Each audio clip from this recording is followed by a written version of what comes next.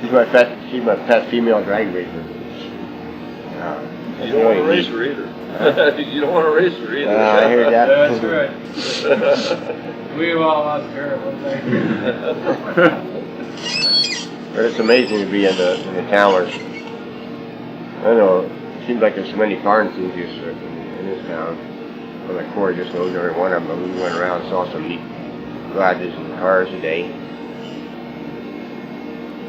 And yeah, that's a lot of new thing at Bonneville. How many years ago that started at Bonneville Chapter? 3 years ago. Yeah. going on 4 years now. Yeah, that's great. Paul Terry was here at the time, Yeah.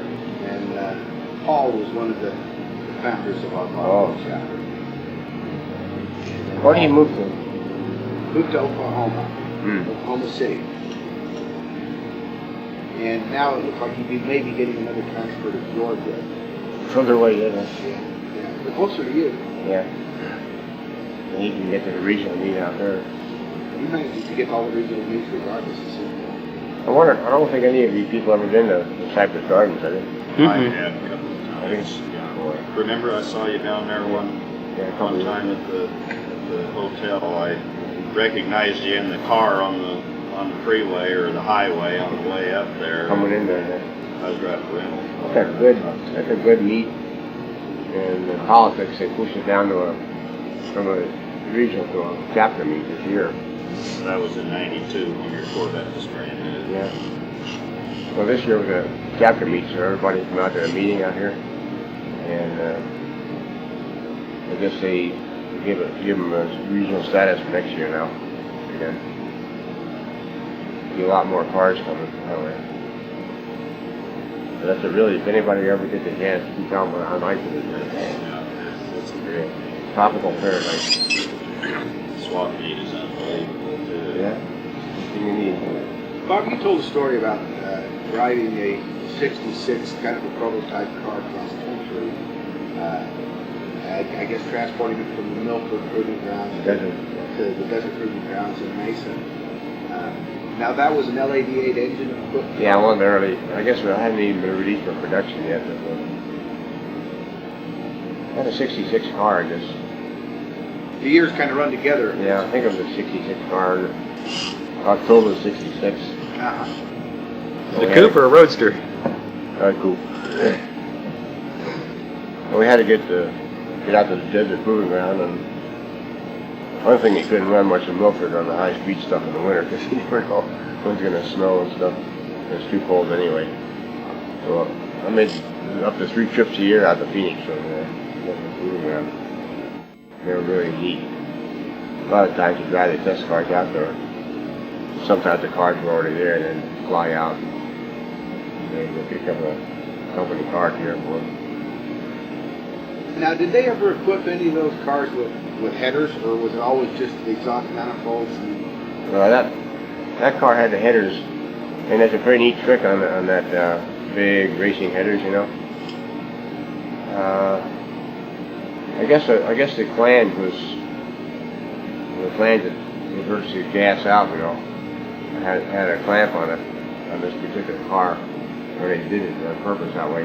When you take the bends out of it, then it's straight. And they got 4 big muffler silencers and the silencers moved the mufflers. You shoved them up on each side and put that elbow back on. And that was quite enough to drive on the highway out there. Oh, so it had side pipes on it? Yeah, with the side pipes. So they were header type side pipes? Yeah, they were. From the headers from right down. And like I saw over there at I'll show you. See on 80's Cobra there. Yeah, it looks like an L88. Were you testing endurance of the engine? No, not so much. I think it did that on the dyno. We did an awful lot of testing on dynamometers down in the engineering center. But I think it goes just so far. There's a lot of tricks in a car that you can't duplicate on a dynamometer. Like wheel stands for one thing. Turn cut out. Turn cut out and oil will pressure off and hot starts and well, probably about 100 100 things you got to check on an engine in the car. About 100 more on the chassis, you know, and tires and wheel alignment and all that. Each new car that comes out, somewhere around 200 tests on the highway or moving ground. That's where the fun comes in. What kind of tests were they running on the car when you transported it out? What kind of what? What kind of tests were they running on the car when you got it out there? Well, there's always a big problem with cooling in both of the big engines. Yeah. So it'd be, you can't run the constant, well, you can run constant speed, you know, every speed you get the cooling. But the big problem is accelerating hard and braking, accelerating hard. On a 5 mile circuit in track, you can set up a Sebring schedule, you know, like a half a mile, you know, from 120 to 20 miles an hour or something like an airplane, you know, and then another quarter mile and back down, up and down, up and down.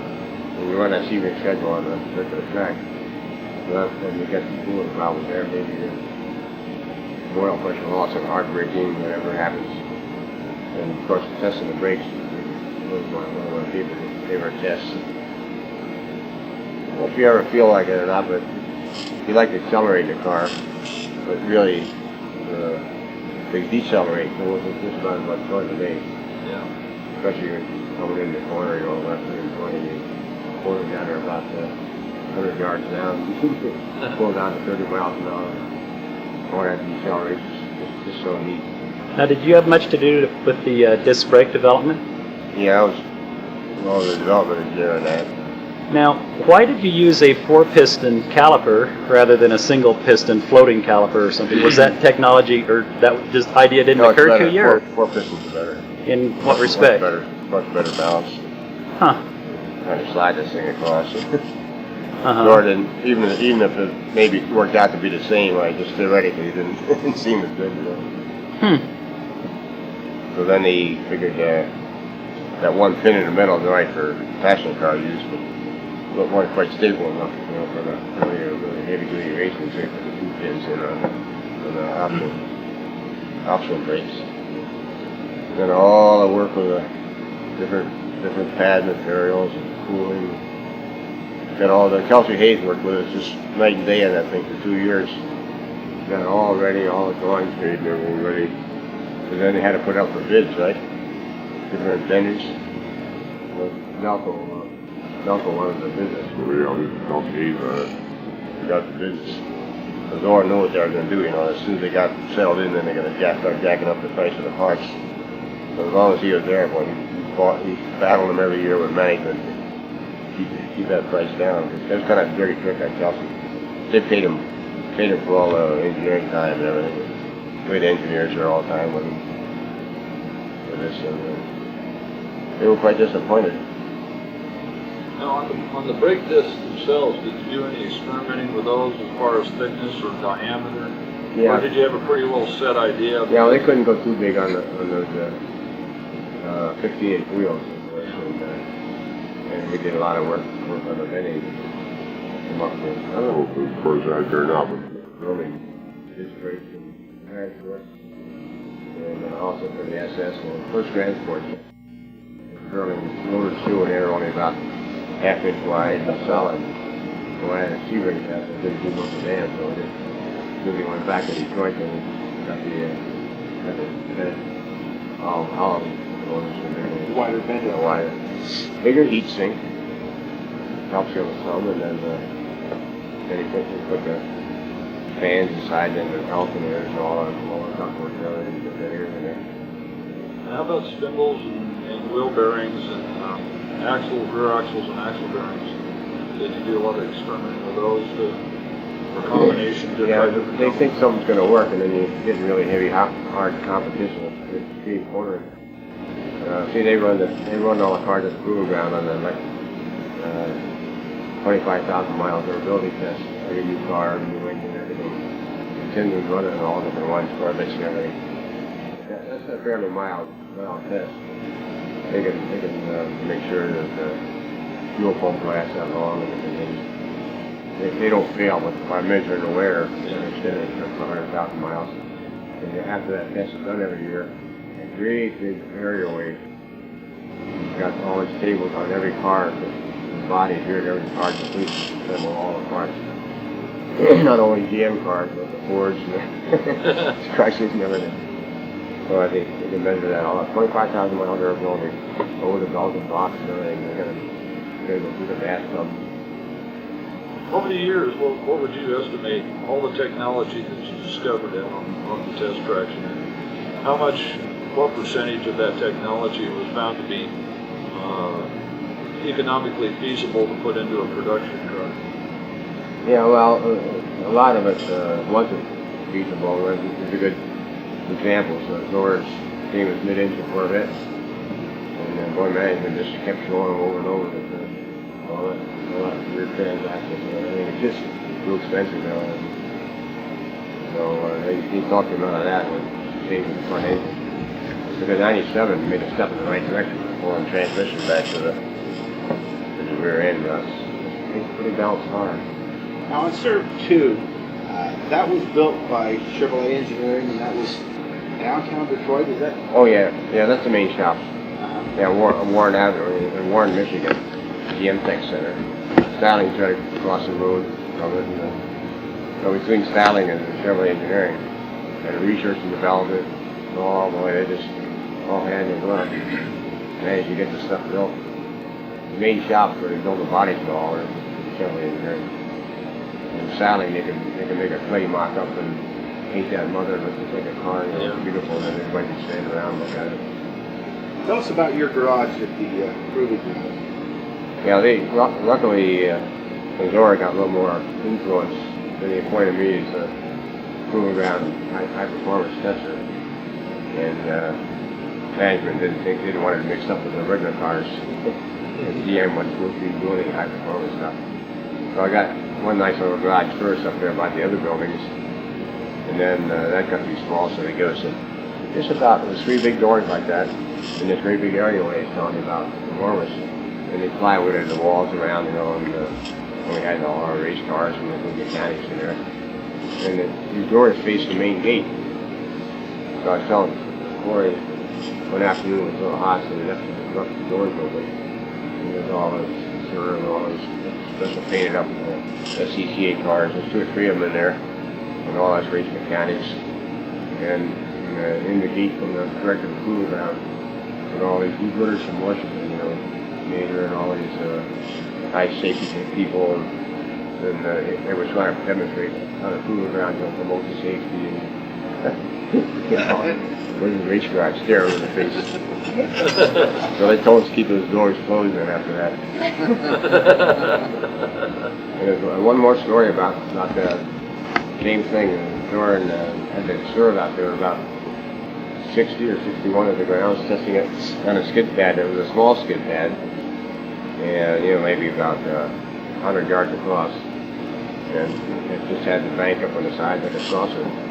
So me and my mechanic, and we had a little truck down there with all the parts on it. Zora wanted to see how fast around it could go. So he's going around faster and faster and faster and faster. All of a sudden, whop up over the bank and out of sight. They didn't see him. Pretty soon he comes chugging back around, and we all run up and all. He's all right, yeah, I'm all right. What happened? Oh, I guess I go a little too fast, something like that. We didn't hear any more about it, so we went up to the garage that afternoon, and the whole place is in an uproar. The same director had the same do-gooders and going around showing them all this Proving Ground, how they're doing all the safety work and everything, and all of a sudden this damn car come down and beside him almost hit him. They were doing 20 and he was doing 120. So luckily things come out of the sky right down on all 4 wheels and kept on going. But I'll tell you that Zora, he kept us all going. He was quite a character. Great to work with. Funny. With a straight face, he could go be so damn funny, you wouldn't believe it. I guess, I don't know if you heard that story or not, but we're getting the cars ready for a Mons race. I guess I was about a 68. 69 in Mons. And John Keeley was supposed to drive it. Remember, he had a skier? Yeah, well, he was out there with it, but Zora was going to take the car around. And Texan actually built it. Out the ground. Again, it was a new circular track. It was 5 miles around, and the bank hands off at like 180 in the top lane or something. He had a rug rail all the way around, a steel white rail. Well, Zora loved that. And it was all, well, he was a straight line, high speed guy. I was a road racer, cornering and braking and stuff. I like that better. Billy had the regular race tires on it, the mag wheels and everything. American mags.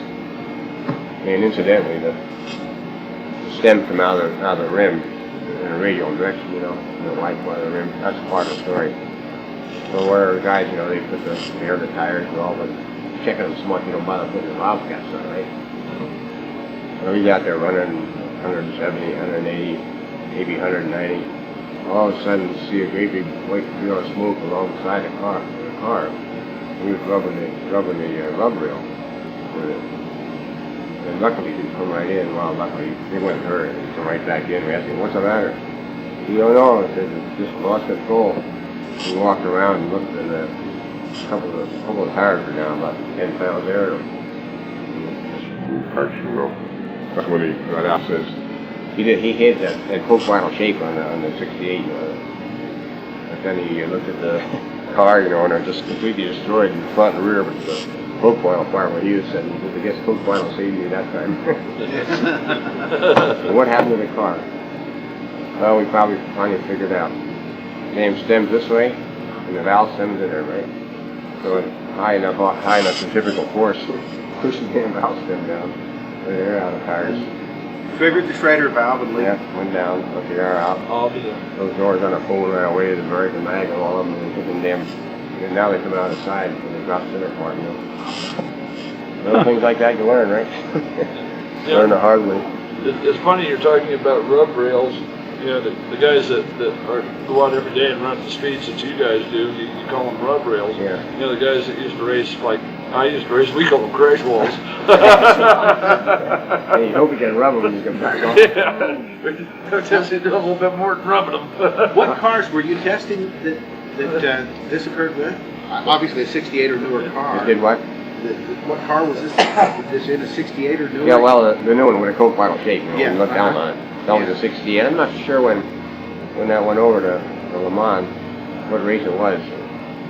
And Gene called Cleely, and he's all ready to race it. And his insurance company called up. He's insured. Supposed to be rich with insurance, go for skiing and all that. But hey, we don't have any race drivers in our insurance company. So he had to cancel out. And I forgot who he got in the race. But the engine lab, they were pretty good guys. They knew how to slow vents or an intake manifold and all. And this L88 intake manifold, they found it was a little bit too many sharp turns and all spite. But it's that con you put in there, you know, metal stuff. And they got that all really smoothed out in the dyno, man. They got all kind of flow to it. So they put on this engine. Went to Le Mans, run great with that heat and cool 24 hours. Came close to death on down loose there. Busted a piston, so the fire went out. And my mechanic was over there about with it, and he told me all about it. Geez, it was just 20 years later, he was talking to Zora about it. I told him the story. He'd never heard that. Many guys sat up and damn dynamometer guys. He wasn't there after that race. You touched on a pretty interesting story about going to Nassau with special cars. Yeah, that damn job was pretty bad, you know. I had to go all these damn places. Once they sent me to Nassau. That the Cougar ground was bad enough. But imagine going to Nassau for 2 weeks. Anyway, who's that oil guy in Texas? Jim Hall. No, this guy, this millionaire. Roger Penske. No, even richer than him. I can't remember his name. JR? I mean, who else is it? H. Ross Perot. That Texas guy, he liked to get a racing, but he didn't drive himself, but sponsored the cars. Chevrolet, he said, well, they'll sell him these $3,000 for it. They'd already fixed up at the... Oh, that'd be Meekum's racing team, wouldn't it? Didn't Meekum? Meekum, Yeah, John Meekum, okay. He hit the They nail bought right the in the head. transports.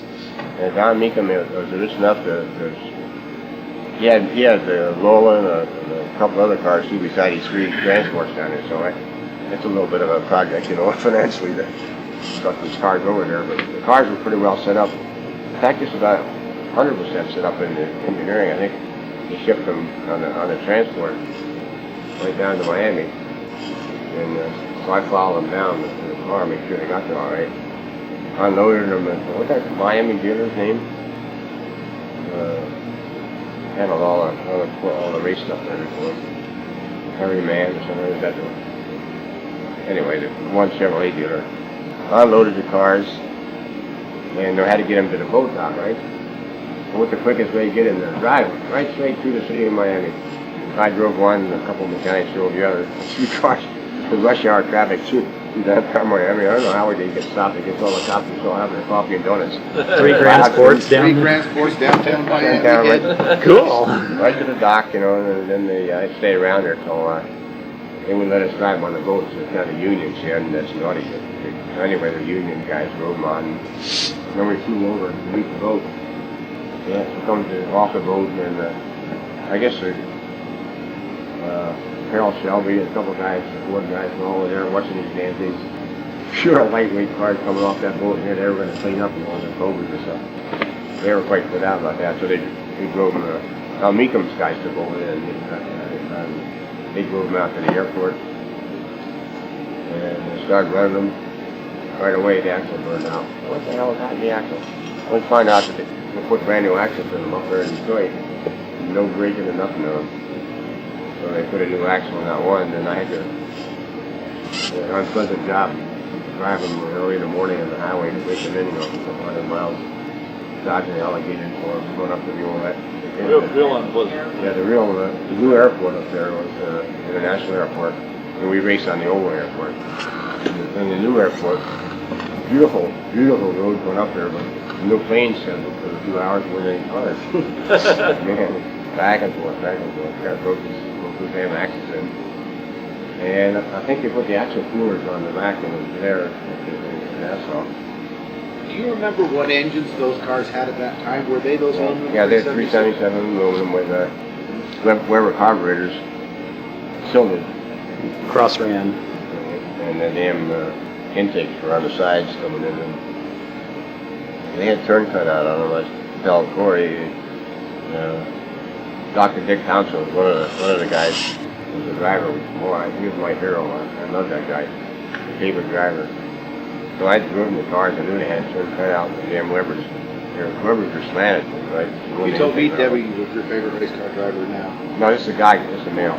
I got male and female.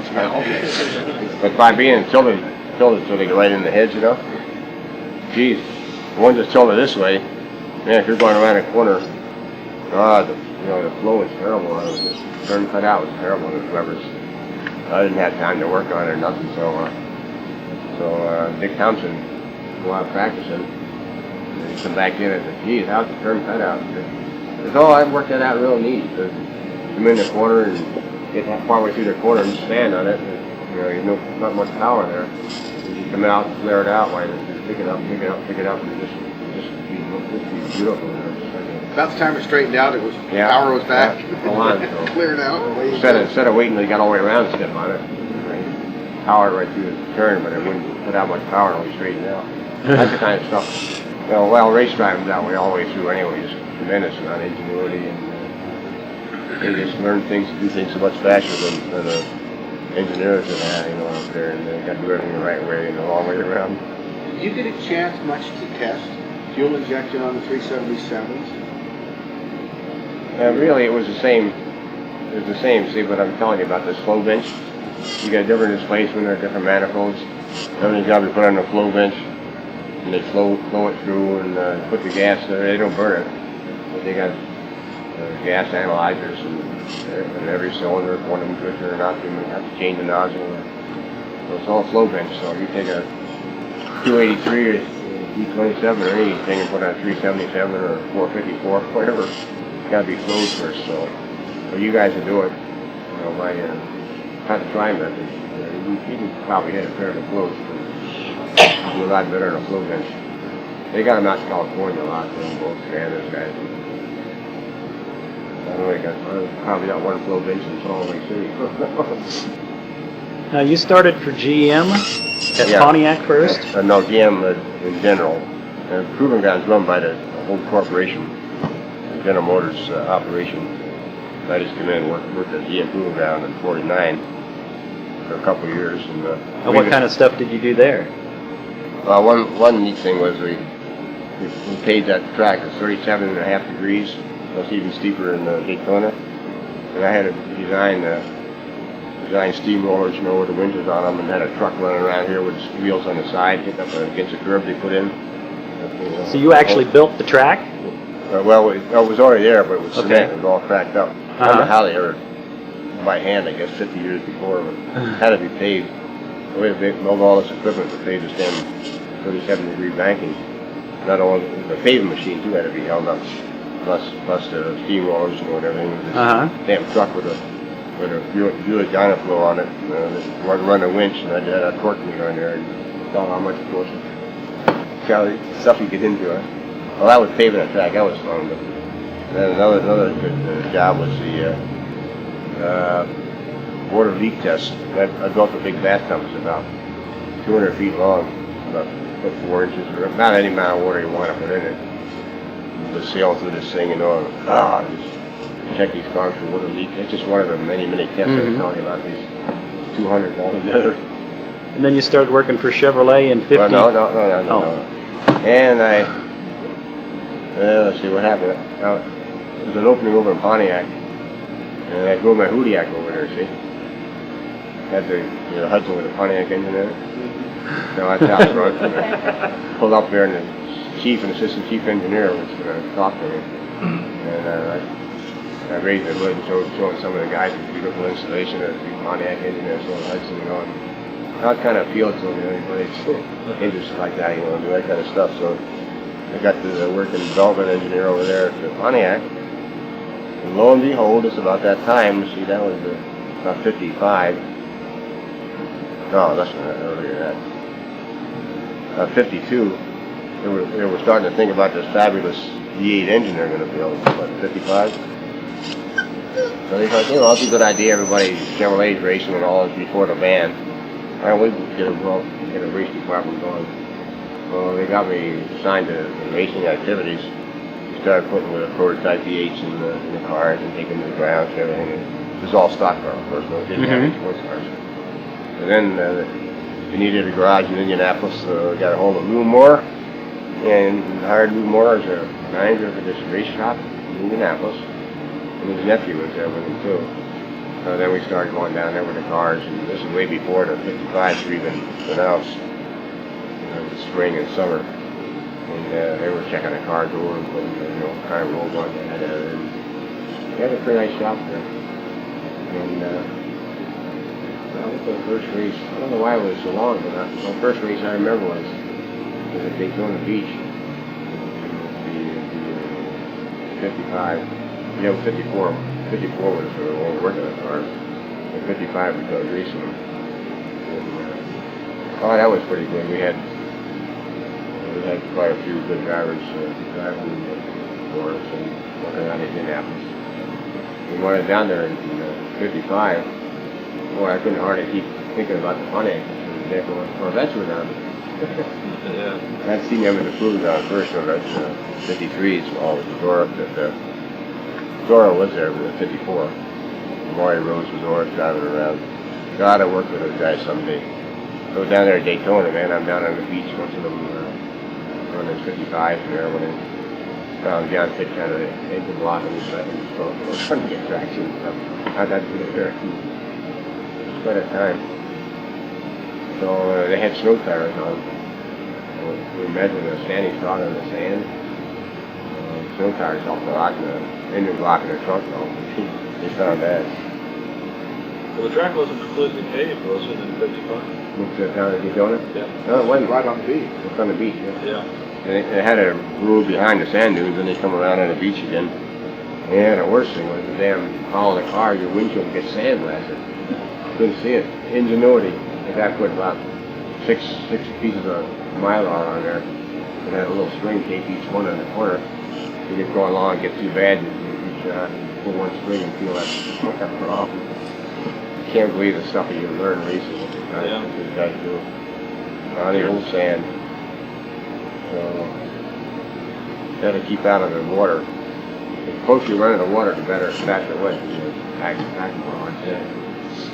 But that was 55, and in the fall of 56, I got transferred to Chevrolet. So then I got started, on the right track. So we went to Sebring and Daytona and all 56 out there with the team. Man behind the man, getting parts for people, rushing around doing it. Or he was waiting right father, he was front man, stuck there. So how did the transfer come about? They just needed somebody, and they thought of you, or I kept that. I initiated a transfer to Pontiac, and right away, almost right away, I started bugging the guys at Chevrolet to get down there. Vince Figgins was the guy that they hired from. He worked for Hudson, I guess, first. He came in to Chevrolet as a race manager. Of course, he didn't call him that. He was building up a racing department. I heard about that and finally talked to him and got hired in with him. And I had about 3 other guys in there, about 4 of us. Oh, and then we started getting the Sedco operation going here in Georgia. That was before the AMA ban on racing. So companies could do anything they wanted, so Chevrolet set up this big racing garage near Atlanta. We work on all the stock car races, because the southeast was where it was all happening. When would this have been? About what time frame, Bob? Sedco was already in when I got in and started with him in 56. I see. So then Vince made me a liaison engineer for the Sedco company. GM didn't pay anything to Sedco. Sedco was sponsored by some dealership down there, Valley Chevrolet in Georgia. But then these other checks, you remember this check kiting thing we're talking about? Yeah. God, what a fast shuffle of checks. Chevrolet never paid anything to any race shops. They just paid Valley Chevrolet for engineering contracts and work orders for them. So and Valley sent the money down. The first guy wasn't too good, but then Zora took over all the Corvette racing. He fired that guy and hired Jim, the Indianapolis guy, Jim Ratton. Jim Ratton had already broken his ankle or something, he couldn't race, so Zora hired him as manager to sit in the shop. Well, they did a good job. Then we had Herb Thomas and Buck Baker and Old Smith and Johnny Beauchamp and all the top drivers in the country. And of course, a bunch of other good drivers tried before too. Chrysler wouldn't do too much. Lee Petty was driving that. But they had the sedan division and the convertible division. They raced them separately. So we had 3 convertibles and about 4 or 5 sedans. Completely gutted and all blown up in the race cars. All these cars were sent down there completely trimmed right from the factory, regular production cars. All the tops, all the seats, everything up in the lofts. I'll talk about that later. So then the cars, each guy be assigned 1 car, of course. So then, just Daytona Beach was the first big race. They went to National for the Corvettes before that, but I hadn't been there. Freddie Warner was one of the vice president's son. Worked for him, pretty well known. He saw around. He went to that National race in '56. He had gone to since the Corvette. So I forgot to tell you they had a Corvette race in Brazil. He had about 3 Corvettes. Yeah. But then when Daytona came, everybody had to go. That's such a big operation. So we drove down there and hauled the hallway cars again, make sure he didn't get lost. With the cars dropped off. And we rented a big garage down there in Daytona Beach, and Smokey worked quite close to us, and it was pretty close to his garage. So we set up the cars there, and of course the track still wasn't built then, still on the beach. 56, 57 cars. 56 cars. Okay. When the man track, that shot at 57? Daytona track, cable, 58, all in there somewhere. Yeah, well, they were still on the beach, and that's still dirty, rotten, sandy, salt water over everything underneath and rusty. They did pretty good race. Paul Goldsmith ran the chief racing for the Corvette, and then they had a little sports car race out in Smyrna at an airport, Daytona there. So that was my big thing, man, going out there and practicing on the track, get the cars all ready. And Herb Thomas, who the heck was the other guy? Buck Baker. They had two cars, Buck Baker and Paul Goldsmith. All of them fantastic drivers. And a former motorcycle racer and everything, So there he started practicing for the race. And had fin drums and all, everything heavy duty on the cars. And about one of the drums, the fins had interfered with the wheels. They just couldn't get a good tight bolts. So they took the drums off, and I took on the job of hand filing all those fins off. Chief engineer walked by, Harry Barr was the chief engineer then. So what are you doing? Buying parts from different vendors and suppliers and all this, sometimes it's so fit. We got that together, and the cars ran pretty good. I'm not sure how they finished. Because always the same problem, the beef production. The big cars that you went in class, but then some damn little sticky portion or something went over all forever. So that was an SCCA race. Spruce Creek Airport. That was the highlight of the trip for me. So I had a flirt with some girl all during the time there and everything, and Paul Goldsmith was a real ladies man. And every time he'd go out from Goldsmith, once again, that's his second hobby. So I just grew pretty well lined up, after the race and all, and go to band dance and all like that. So Paul spotted her and said, "Hey, would you like to ride around the course now?" And after the race. So boy, she got in her car and they were screwing around having a grand time, so I kind of lost out on that one.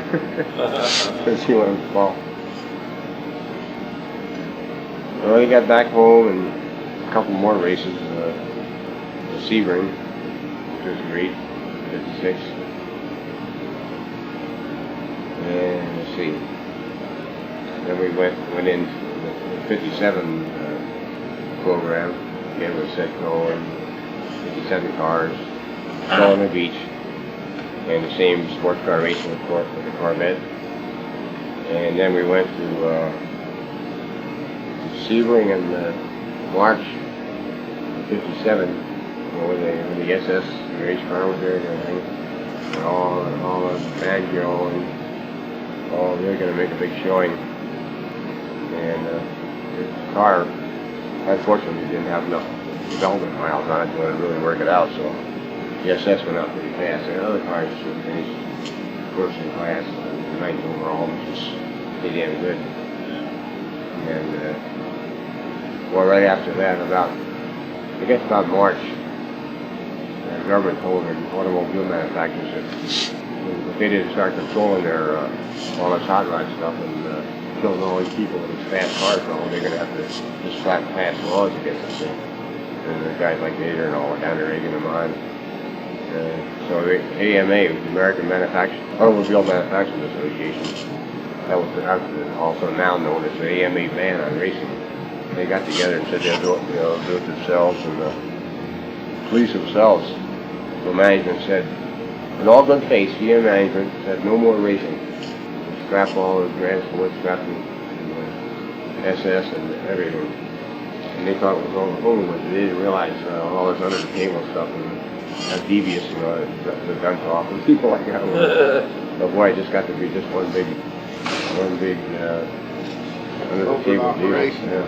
There's people that had stuff hid everywhere. They took everything back and instead of scrapping the cars, or had them stashed around in the warehouse and all around there. That was. Was Johnny Cash that took his home in his lunchbox? Cash did what? You know that record that Johnny Cash put out about how he brought his car home one piece at a time in his lunchbox?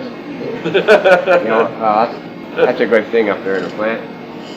Pontiac come out about 55 or with a race deal, and they had an option for a tachometer, I guess on the steering column or something.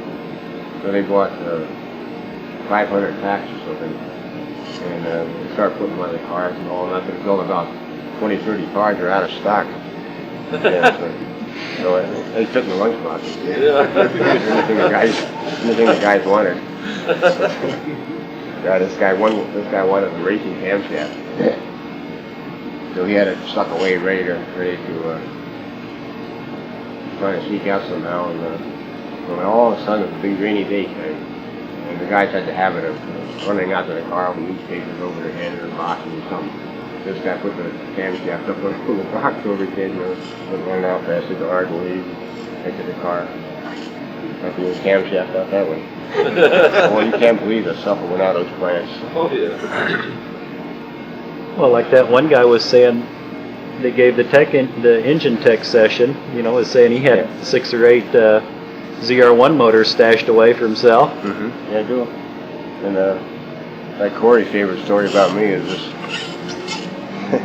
377 aluminum Grand Sport engine that I took out in the truck one night.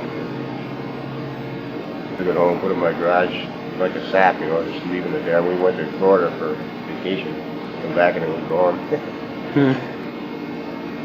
I'd just like to know what happened. Some kid put it in a pickup truck to drag it or something, probably had the second run and blew it to smithereens.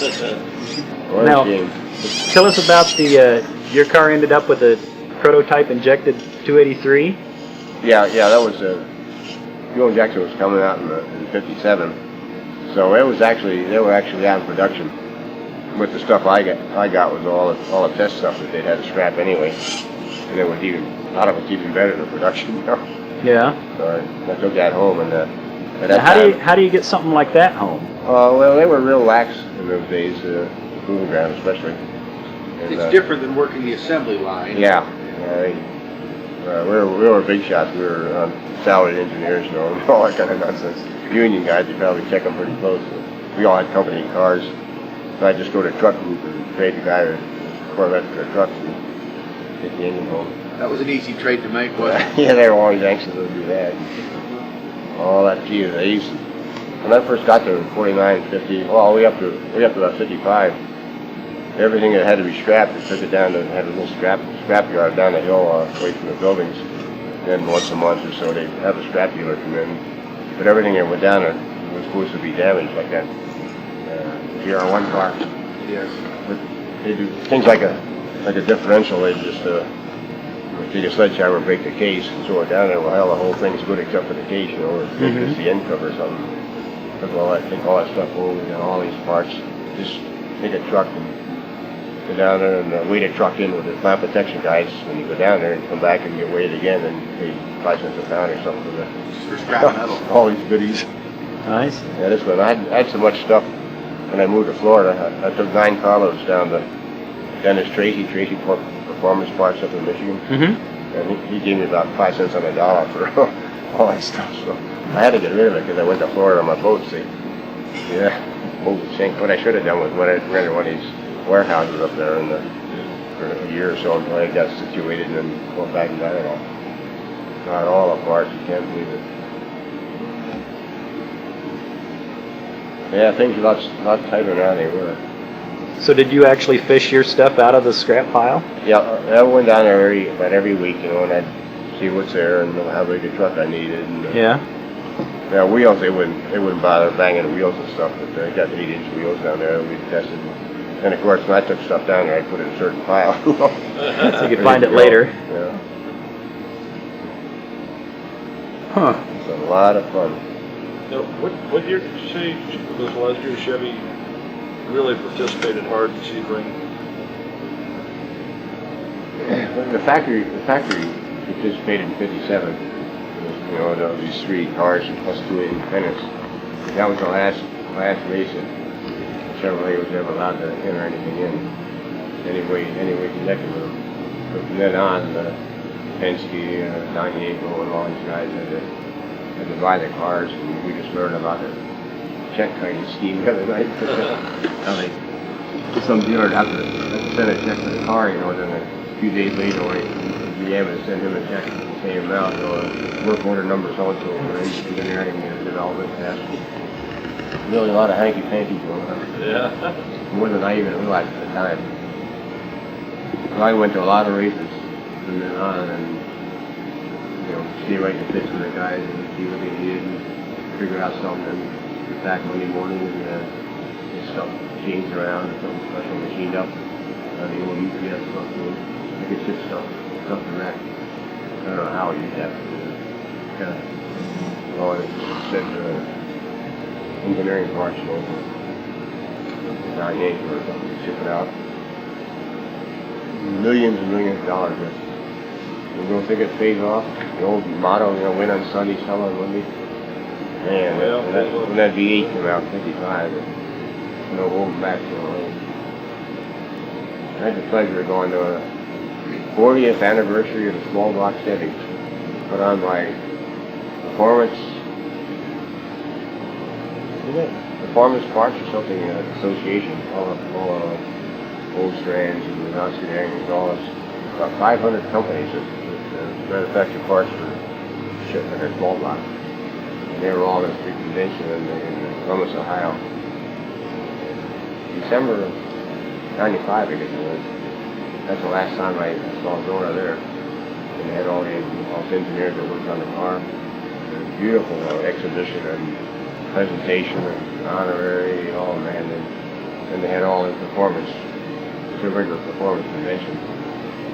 There was something like 800 companies in that enormous convention hall. All the bell helmets and all the fireproof and nitrous oxide companies. On and on and on. I just walked through there for about 2-4 hours. You just couldn't cover 10% of it. I didn't have enough time to really give it. But all the aftermarket companies that were spawned by this Chevy V8, they were all just happy to honor us guys. There's about 20 of us, I guess. An engine at all different times.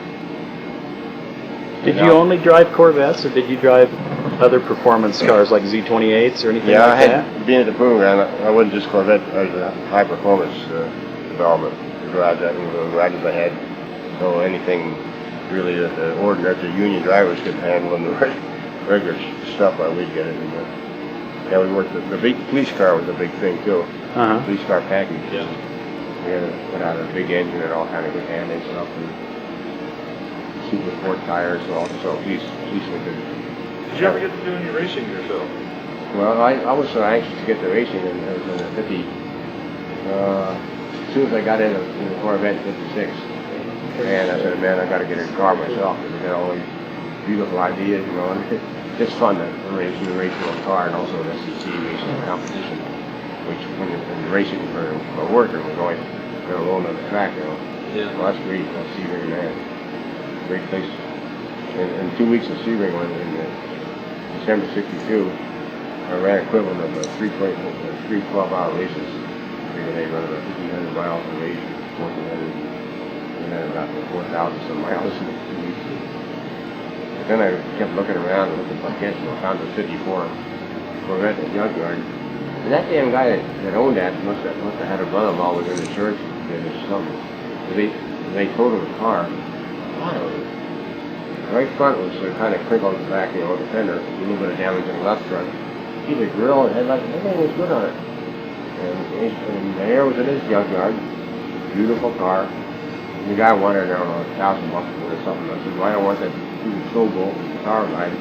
How much is this?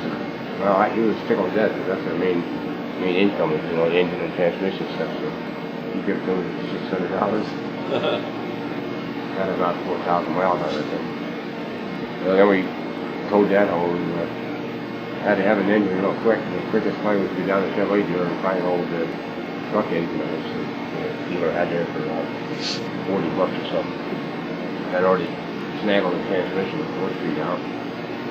So a low 265 truck engine, with the race cam in it, and two 4 barrels. And that was the summer of, I guess summer of '57. We wanted to fill fine with it. About 3rd overall in Akron, Ohio. And I don't know if that's the year I went to Milwaukee or not. Raced against Kimberly, and the Cunningham's cars and stuff. I think I finished 5th over there overall in those cars. I was when we came home and started to work out winter on it. Just happened to come across the 283 racing in there around the border truck, you know. And pulled out the dead in there and by and lo and behold, it's an experimental wheel jack unit down there, you know, and getting ready to be strapped. We built up a pretty nice engine and got see all these vendors, they're always willing to help the engineers, so naturally it's like the politicians, you know, the campaign. Marvin Walker Muffin made some beautiful 3-inch straight pipes open the manifold. Ramcorn was pretty good on the racing engine anyway, Ramcorn. 3 inch from there right back, right out under the trunk, under the axle, straight out 3 inch all the way. There wasn't very much back pressure there, right? But we went back with the, I guess Akron, Ohio, the first race in spring of '57. Naturally, I had to drive it down the back of the heavy trailer. And everything went great. Coming back, one red light in Akron on the north side. I just getting out of town and just down on it, you know, once. I get a ship unit call from downtown Akron. I had a little cop and give me a ticket for excessive noise. And we got running at Waterford, and we had to have mufflers on it there. And there again, I guess the Walker Muffler Company made nice short little mufflers with an offset with 3-inch inlet and the outlet.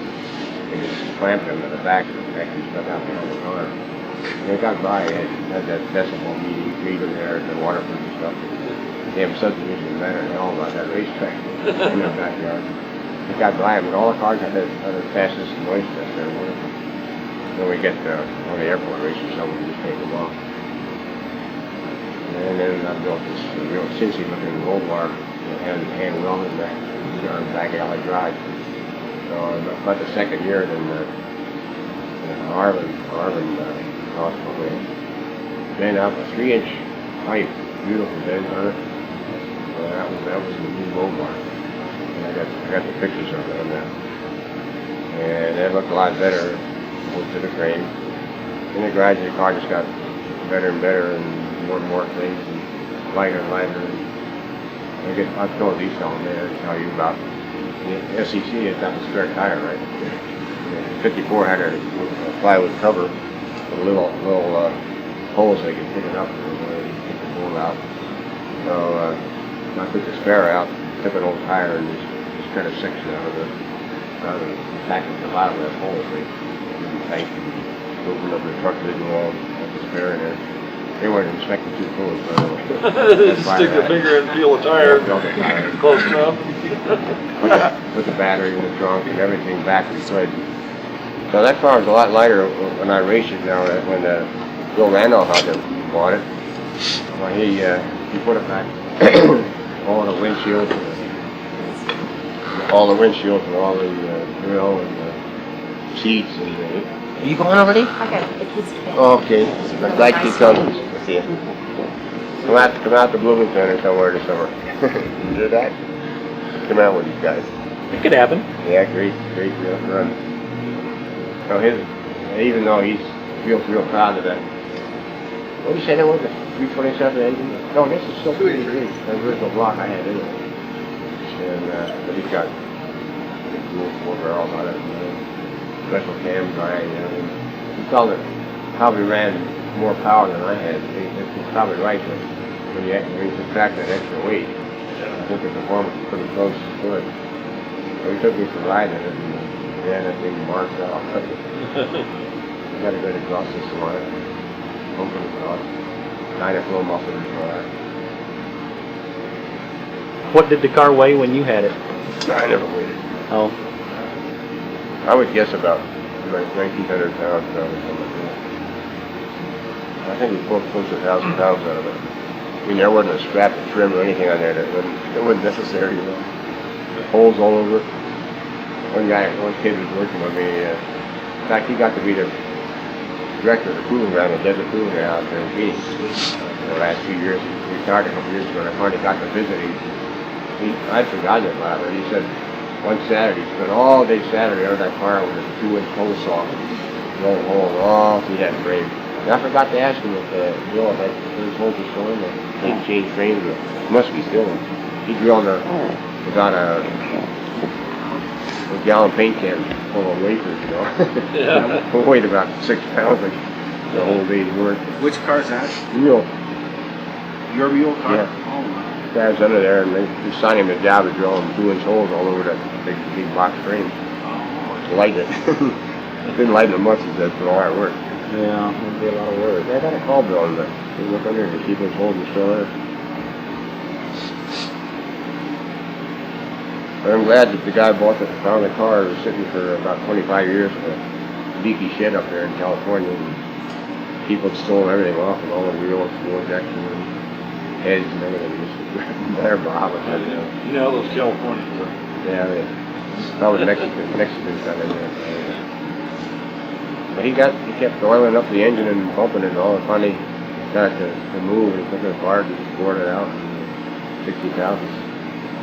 Boom overalls on it. I wonder if he got aluminum heads or not. I forgot to ask him. They were iron. Huh? They were iron. Well, they are. They had the aluminum heads. That's probably why they got swiped. All that car in a hurry. It had aluminum heads on it when you had it. Oh yeah, oh shit, yeah. Yeah, we had aluminum heads. See, they put them in production. In and out, in and out. They'd build a couple cars and then they'd have to scrap about 80% of the heads for a while. Just the technology just wasn't there for aluminum casting, high performance and all that heat thing now. And one thing on this new engine in '97, they reversed the water flow. So I think the hell of a thermal shock off the aluminum heads. Put in the heads first and down. And that's the thing that I really appreciate this whole new gang of engineers up there. You know, we were kind of the dinosaurs, you know. Yeah, we're the guys, but man, these guys got some brilliant ideas and their electronics and the computer designs. You know, there's quite a bit of difference between being a dinosaur and being a pioneer, too. Yeah, we cut a lot of corners and a lot of funny things and tried a lot of stuff. One thing, like my LT1, 92 LT1, rated at 300 horsepower, and the 70 LT1, 300 horsepower. Only that was gross. And mine's net. Now they're using that. And there's somewhere around 65, 70 horsepower difference. So I don't know what the gross horsepower. They don't probably even check it anymore. But it had to be about 360, 370 on the stock car. Now for '97 they went up to 330 or 340 or something on the base car. 340 Huh? 340 345. Yeah. 345, I think. Yeah. And now, they don't want to screw around with it in the '97, but for the '98 model, they're going to have an optional engine. Kind of get back to the old ZR1 stuff, you know. Or just the good old days when you guys were developing hydraulic camshaft and mechanical camshaft, fuel injection, multiple carburetors. Yeah. Just a variety of engines. There's so many things going. Yeah. Zora had about 10 times more things than that going. All the weird ideas he had going on an engine. A lot of it didn't pan out, but good in theory, you know. But in the first place, it cost so much to make a lot of that stuff. Did you ever do any experimenting or trying to alleviate the flow over problem in the dual four systems? Like my 61's got dual fours on it. You hit a hard turn with that car and don't plan on coming out of it real fast. Yeah, we did everything we could on that. And, of course, the circle track that I did was way too much motor. Yeah. But on yours, the greatest thing is to drop the float level down and put standpipes on the beds. And sometimes it can require gas inside and out of the vent holes. And there's 1,000 things to do. I don't know if it's ever been written up or not, all the things you can do on that. A lot of the race guys have found out do the best job they can with the carburetor, but the carburetors run damn good, you know, straight down, straight ahead. Don't corner, we'll roll it all. Damn. Yeah. Like you say, the only thing you do is just give her full throttle in the turn, and then by the time you start coming out, it's just picking up just about right. Yeah. Yeah, mine's kind of a The puff of dust, a great big cloud of smoke, and a Hardy Hi-O's over on the tail. And try dropping those damn floats in the second event first. Might have to drop the floats too much. If you got the needle pins in it, or To be honest, I've already done it. you got the meter garage in it, I guess, in the Rochester. Yeah, if you lower the floats, then you probably have to enrich it up a little bit to go with it. All trail in there. You just had a dyno, I guess. Pretty good. Now, Bob, after the anti-race policy, Yeah. didn't slow you guys down a bit, did it? No, just made it more inconvenient. Yeah, they just picked up Gulf Oil and Yanko and Roger Penske and Cole Strand and stuff out in the West Coast. Lee McDonald, guys like that. That's what they were sending the cars out, and this zone manager would pay for it with a check and then give it to McDonald or something. And the guy did get a check in the mail, a week later. Oh, that's hanky-panky, huh? Then they could ship parts pretty easy because nobody, really track that like they would a car serial number or something. Ship all those pieces out of UPS to those guys. Us engineers went out there quite a lot. Doug Rowe went with them a lot. Doug was out there. I transferred out to Desert Proving Ground right out west there, so he was in on a lot of that fuel stuff. He was a fuel specialist. He used to work for our practice and cars. He finally, on that accident, started doing business out there. A lot of guys race Corvettes, and almost everybody got some kind of help from the Chevrolet. Well, even just advice you, some special consideration for buying heavy duty parts or something. They'll ship engines to them. All the L88 engines they made, I guess they only made about 11 cars. All of this, they shipped to the regions, put them in themselves. A lot of fun. Those cars that you tested, when you were through with your tests and ready to move on to another car, what generally happened with those? Yeah, well, Gann's policy was to scrap everything that wasn't production. It wasn't too bad, they could put it back to production. One kid that worked with me at this brake, cocaine, they took a 63 coupe and put a 396 engine in it, 53. For a demonstration for his order to drive home and drive around, just generally give the idea of it. Done with 396 was released in 1964. It's all done, so. Well, that car went too bad, all it had was the engine. So they pulled the 396 out and put a 63 fuel injection in it with Wrigley. Unfortunately, they didn't save the engine. They don't go that trouble. They just use that for something else. Couldn't put another new engine in there. So this friend that worked with me bought the damn thing, right from GM. So he's the original owner. So it's the original engine, right? Now, doesn't even have a serial number on the block. The engine, the car number.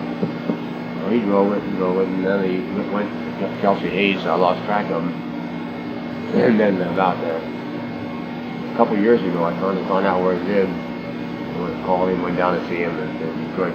He was still working for Kelsey Hayes, some brake company, I'm sure it was Kelsey. And I was in there talking to him about old times, and he said, whatever happened to the old 63 car you used to have? He said, oh, I still got it. Where? Out in the garage. Walked out in the garage and the car covered and about half inch of dust on it. Been sitting there for 25 years. The original owner, he didn't know anything about NCRS or anything like that, so I finally got him going and come down to Sebring, not with the car, but down with his wife and going to NCRS. And we're trying to decide whether to be a survivor or probably be the best. And the only thing is to stay with serial number. I don't know how the judges feel about the Chevrolet sold that car to him as the original owner with that engine. Numbers don't match, well, put the damn VIN number on there, I don't know. So there was a few of them then that did find their way to the street then. Yeah. Well, it was they- retrofitted though. It was retrofitted to a standard type engine. Yeah, what I meant is I told them that they scrapped all that experimental stuff unless it went too bad, see. Especially cars, they use sometimes to fix them up. That must have been heartbreaking to go out and smash up some of those doors. Oh, I've written that in some of my articles about breaks your heart. The old friend you've been living with for 4 months, you know, and that's And then put all that work too in some of those engines, all that design work and time on the table, and then seeing it go from the table to actual living, breathing, running motor and technology and that, and then when you're all done with it, watch you go to some guy with a big sledgehammer. Yeah, we'll break it up and just scrap it. But they said, don't worry, we'll make more. Yeah, they like to make more. They don't want to take any sales away from their new stuff.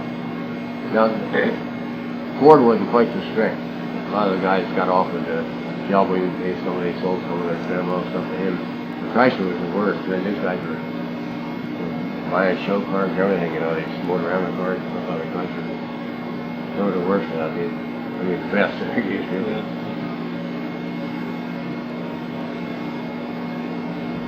The one in the 57, I was telling Corey when they filmed the racing stuff, they had cars out in California and all. One car in particular was a 57. I guess it was a two-door sedan that they used, a stock car. One of the guys was supposed to get that, but he just wanted to cut off everything fast. So Vince Figgins was going out and do this anyway, racing business. I was still with him. I was going to get transferred to proving ground. I said, well, before you go, would you mind flying out to LA and pick up the car drive? I said, no, I guess I can do that. You know. But there's no hurry. Just take your time coming back and enjoy yourself. I flew out to LA. It was a hairy man out there. You know. And picked up the car and started back into a brand new car. Took my time. We went all through the Denver, up through the hills there, and played over a couple of places. Gee, had a grand time. Fabulous. They call them business. I don't think they even have back seats in them. Business something, you know. Took it back and then they just got it ready to probably sell it out there in the test car. Had miles on it. They sell a lot of test cars along with the strictly production. And all the engineers would buy these cars with 5,000 miles on them. Some of the engineers had buddies out the proving ground and then they were getting miles on very fast, so their buddies would take them down there at night and jack up the back axle, you know, and start them up, run them on fast side all night for a few nights, get a few more thousand miles on them. A lot of tricks in it. Think back, you just keep thinking more and more and more.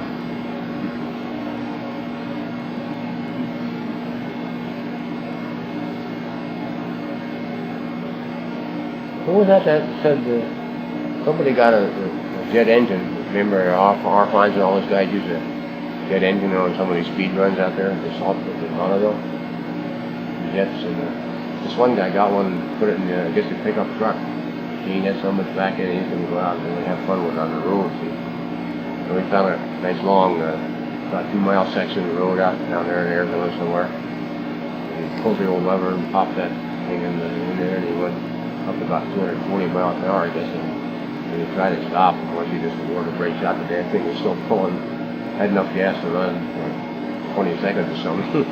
Here comes the road turn and a big sheer block not stone face. I guess drove that pickup that far way through that. I'm not sure if that's a true story or not. You ever heard that? I think it is. It was driver. He got a hold of some JATO bottles. Yeah, JATO takeoff bottles. And once you light down, you're done. you burn them out. You get a firm grip until they run out of It ain't whatever. Like There's no like chip. a throttle on a jet or something. Yeah, and he was up over 300 miles Yeah, an it hour. was when- JATO. That's right. Went into Yeah, the car actually left the ground Yeah. and was airborne and hit one of the concrete abutments, and I guess it took him weeks to get him and the car off the side of that abutment. If it had just been caught on tape. Yeah. That was a. You know, the smart move would have been to put the JATO bottles on the car. I mean, that would have been part of it, but the real smart move would have been to turn to his buddy, hand him the keys, and say, "Here, you try it." You try it first. I'll work the video. Yeah. But no, that's a true story. That actually happened. I just heard about it. It was in some kind of a Corvette brochure or something I saw somewhere, something. Story was in there. It sounded too bizarre. What did you say? Bizarre or something? What do they call that? Too bizarre to be true. Almost 300 miles an hour you're going, huh? Oh, yeah. Took like, The car someone just actually- white in the sheet in there holding that. Yeah, the car, well, the expression on his face must have been something too. The car actually This left the probably. ground. It's like a Became plane. airborne, Took off. yeah. Became airborne. And he just ran way out of road before the Jado bubbles ran out of Yeah. fuel. Yeah, working with Zora was quite a experience for us. You know, some of these test trips to see, we rented Riverside, Michigan International, Waterford. I think we went to Lime Rock. No, Lime Rock when the Corvette was making commercials out there when it first came out. I couldn't turn that son of a bitch over. Hard I could die that around Lime Rock. You know, Nader said unsafe at any speed, and some of it will flip over. So I got the assignment of seeing what the hell it takes to flip the car over to prove it. And then later, I went around the skid pad in both directions, fast I could, tight circles, long circles, with the brakes on, nothing. Finally, we decided to take the rebound straps off. From the axle, you know. Rebound straps and the body goes up with what's under the axle. So when we took the rebound straps off, over the first turn, she went. I didn't have my seatbelt tightened up, and I remember banging my head on the roof. That's the only time I got hurt out there. It did hurt, but the damn thing's safe unless somebody takes the rebound straps off. But you got to manage to. What a damn nice car! After the first, second, about the third year, they built that thing, and you couldn't hardly ask for a nicer running little car. But by that time, later had the government convinced it was unsafe, so they. You know, I think they quit building those to build a Vega. Yeah, yes. Well, I was front engine, rear drive, you know, conventional, fucking Vega. Well, that Corvette was so much more of a sporty car and all of that. Yeah. That's the Corvette Spider. Oh, yeah. Well, the Corvair and the Volkswagen were two of the basic cars in Fairbanks, Alaska, that you would see running during the wintertime. They're the only two cars. 80% of the weight in the rear. Yeah, the only two cars that, number one, you could keep on the road, and number two, that you could actually come out in the morning and plan on getting started sometime that day. And then, of course, the old Corvairs had the gas heaters in them, Yeah. too. They weren't the safest thing in the world, but, you know, As a matter of fact, one one of the first 60 we drove out to Phoenix, we left in cool weather so the heater was running, and this other guy was riding with me. I was driving down before we got on the expressway, kind of a backcountry road where he did, you know, with his house first, and I picked him up. This was after the gravel road, ditches on the side, you know. We're riding along, all of a sudden, this terrible smell, hot fumes and all, jumped out, opened the hood, and hear the gas line somehow broke it off, and I gave the gas heater. It caught fire somehow, it was burning, shut off. The whole trunk was burning. What the hell would you do? We didn't have to bring any fire extinguishers with us.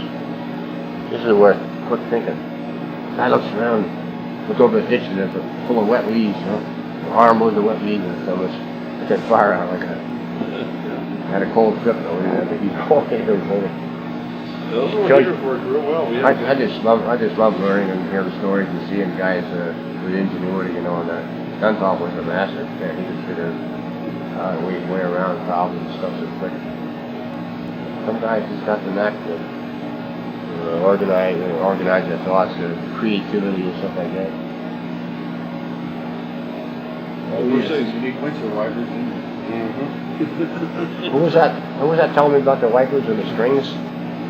I did that on John's truck. I saw the roof off of it fascinating. before we got I didn't know through the ordeal, but You guys hear about that? yeah. We had a car break down on us one time, a government car on the way to Sacramento, from Southern California, Northern Cal, and they just finished that. Instead of going up the 99 there, which was the old highway, they had just finished the Highway 5. Hi-5, we were running along, and blew a section of heater hose in the car, which just disintegrated, you know, all the water in the radiator and everything. So we got the car stopped, and I had, the only tools we had was my pocket knife and an old P38 GI can opener that you carry on your key ring, you know? So I used that for a screwdriver and got the heater hoses disconnected and then routed it back into itself. Yeah, just wrapped it right Yeah, in. well that was great, we had that fixed, but Now what you are you need going to water. put in the radiator? Yeah. So one of the guys had an ice chest in the back with 2 6-packs of beer in it. Oh, you didn't put beer Yes, in it. I did too. We dumped beer in that radiator, and it got us into the next town, which is about 100 miles. And we decided, well, it might be a good idea to drain that radiator and put water in it and some antifreeze. Oh, yeah, antifreeze, And you yeah. couldn't get within I popped that radiator cap and that beer come out of there, you couldn't get within 100 yards of that car. Oh, it was terrible. That smells so Oh, bad. it was terrible. You know, you could have recycled that beer through one more process Yeah. before it got to the radiator, been a lot better off. Yeah, talking about Yeah, Zora would have done, from what I heard. talking about wee. It wasn't me, but one of my crew. I was a crew chief in the Air Force, C-47s and stuff. One of the other planes, they were up there and they got a hydraulic leak, and the guy could read the floorboards and fix the leak. But then there wasn't enough fluid in there. They had hydraulic pumps too. You could put the landing gear down by pumping it. And they didn't have enough fluid left in the damn reservoir to pump the landing gear down. So the crew chief and the co-pilot and a couple other guys there, and they all pissed in the damn reservoir. Got enough fluid to pump this little stuff. It's that or cracked. That's enough to give you some. Guess they had to flush the old system out pretty good when they got down. Yeah, I love stories like that. Hear all about that. Ingenuity. I like to think that the most ingenious guy. Now we're always going to be the last guy living. You know, it's going to be able to cope with all this pollution and overpopulation and crooked politics. Come out ahead somehow. I was in Denver with a friend of mine. We were on our way to Indianapolis. We were in his 70 Corvette. And come to a traffic light, steps on the brake, and this kabam, ba-bam, and then all of a sudden the car really sits kind of funny and feels real funny. But what had happened is the upper control arm bolts, where they bolt onto the shaft and the bushings there, the front one had fallen out. And it had been probably out for quite some time. If I hit the brakes, it pulled it up. When it came to a stop, the control arm just shifted forward as it just slid the rubber right out of the back control arm bushing and slid the front part of the control arm right off the shaft, and then took and punched it through the fan shroud and into the radiator, put a dent in the radiator about that big. Didn't spring a leak in the radiator. But the right front wheel is sitting like this, and the left front wheel is nice and vertical. And he says, "What do we do now?" "Well, what tools we got?" He says, "Got a jack and a lug wrench." He dug around. Here's a crescent wrench. So I jacked the car up, and with the lug wrench, I managed to pry the control arm back away and back onto the back part of the bushing. Looked around on the car, found, I don't remember where I got a bolt, a 3/8 bolt that was robbable, whether it was out of the intake manifold or just what or where, but someplace I did, and then robbed a washer or something that was big enough to keep that from falling off the end of the shaft, bolted her up, and then we went and started driving around trying to find places to buy parts. We ended up going to the local Chevy dealer, and they put a new control arm bushing in. Got the bushings and everything. Yeah. But we got it out on the road and we're driving again. So Yeah, I've had that happen. not a Good couple thing I feel. wasn't going too fast. Yeah. Because all of a sudden the car goes boom, the steering wheel goes Jeez. Yeah. But the bushings come off or what? Same thing. Both come out? Go around, foot forward. Oh. Wheels laying over like that. Kind of affects the alignment, doesn't it? Yeah. Well, on a race car, theoretically, every bolt in the car should be drilled and safety wired. But with the advent of Loctite, damn stuff looks pretty good. If they were all Loctited, it probably wouldn't have come out. Well, you look like you're getting tired, Bob, so we get going. Yeah, when you get back, we gotta get up early in the morning. Yeah. Holy, right. You have to fly home, huh? Yeah, you gonna take me to the airport? Yeah. You know, we gotta get up early You then. didn't want to call a taxi or anything, did you? No, I'd be glad to take you to the airport. That's part of the deal. Because I think we'll beat rush hour traffic. 'Cause if I get there an hour ahead, it's gonna be like 7 something, maybe 7 something. Yeah, not a problem. And you gotta take Jan. That'll be later on. Oh, you come back and get her? Yeah. Okay, well, gee, I don't know how I can thank you guys for giving me all this enjoyment. Ah, what a great bunch of We people. really appreciate you coming in and donating your. You guys ever spending time on the East Coast around the big cities and stuff? Pardon? You ever spending time on the East Coast around the big cities and the stuff around there? Just when I was working, I did. That's Ah, what I put yeah. Start coming west, it just gets better and better and better, you know, Oh yeah. all the way out. The south is good too, and the southwest is about the best. I don't know much about the northwest. I've never even been up around Seattle or up there. You know, really, Senor's up there and the other guys. I gotta get that part of the country someday. It's the only part of the country I haven't got to.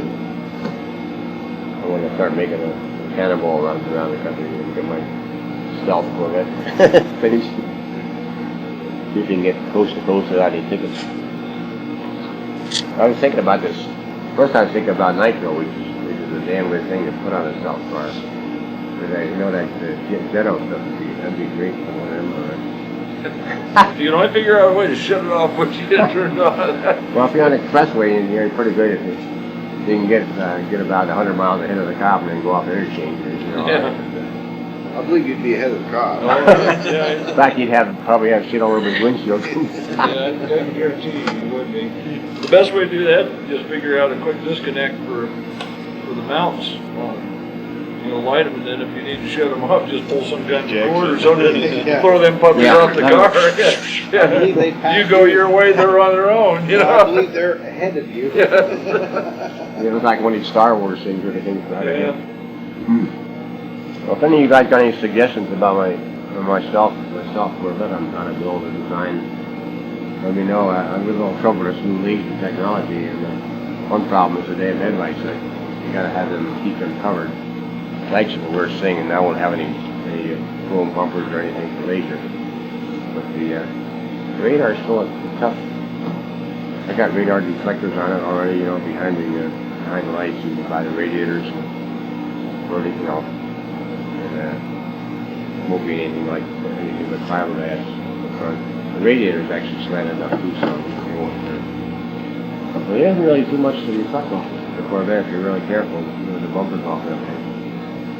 In the old days, with a constantly on radar that was simple, with just sort of radar detector.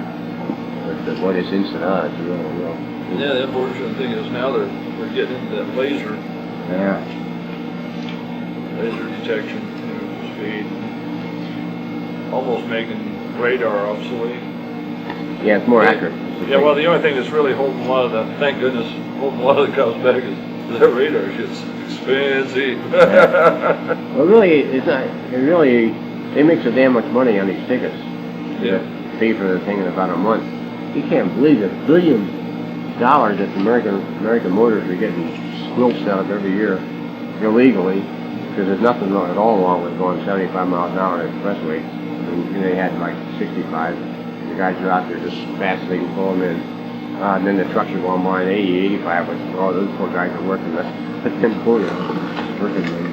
Well, like Wyoming, they announced that they weren't even going to establish a maximum speed limit. No, If your car will do 160, you can get out there and run. No, Montana, you mean? Yeah, well, Wyoming did too, didn't they? No, Wyoming.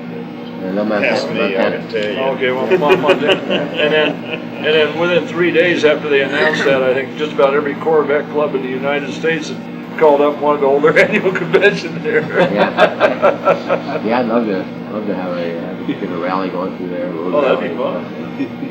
But the way I understand it, the police are pulling guys over for improper high speeds, too fast for conditions or something. Yeah. And like if there's some traffic on there and these guys cutting around, can't blame them for that. When at 6 o'clock to 7 o'clock in the morning when another car in sight and he's going 140, clearly the cop is supposed to let him go. They pulled over a team of Mercedes test drivers up there a while back, I heard. I think they were doing 90 or 95, and they didn't think that was Too fast for positions. probably. Well, was there other cars in the road or what? I don't know what. Yeah, I don't know what found out time. something. He's got to keep you informed. Well, that's a vital interest to me that we've been fighting this thing for 65 years. This speed limit. You might have been a little upset the way they passed the snowplow. No problem. Did you, what was it, Jim, the General Motors man that gave the seminar was saying while he was, part of his responsibility while he was on his Australia run was to take one new 97 car with an automatic transmission and another new 97 car with a manual transmission and log a minimum of 50,000 miles on each car. Yeah. He said he got it done, too. And he said, one day, he says, I devoted 10 hours to this specifically. He says, I ran at 130 miles an hour for 10 hours. Back and forth with some long stretch of roads in there. One long stretch of road through the outback of Australia. He says, tough duty. He feels like, he mentioned the fact that, it's a tough job if somebody's got to do it. That's the kind of things I'd say, I don't think you had come in yet. Remember the tape that I've got, sounds of the '61 Corvette. Yes. You didn't hear any part of that, did you? I think he. Not down there, no, I didn't. Okay, well, he played this, and then I don't know if any of you have heard it. Yeah, Zora's driving this '61 Corvette. I've got the tape of it, but he played it through, and then he says, they don't always pan out the first time, he says, and it shows this, They cut out a certain portion and he reran it for us. Sounds of Corvette take one, and you can hear the, $7 grand at least, through the gears, and all of a sudden,